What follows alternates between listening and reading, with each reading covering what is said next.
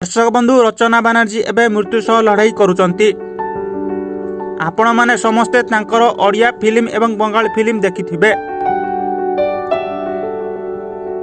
भल superhit film Odia film रे देई थिबा बेले दमदार अभिनय करछंती। हेले किछि दिन अब से रोगरे पीड़ित अछंती।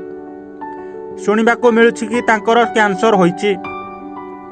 सोशल मीडिया रे बहुत मात्रा रे भाइराल मध्य होउछि जे खूब शीघ्र से मृत्युवरण करि पारंती।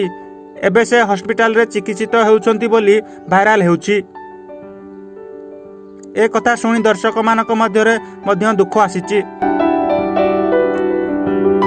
रचना बानर्जी आगकू स्वास्थ्य अवस्थार किपरि सुधार आसीबो से नै डाक्टर माने चेष्टा जारी रखिछंती।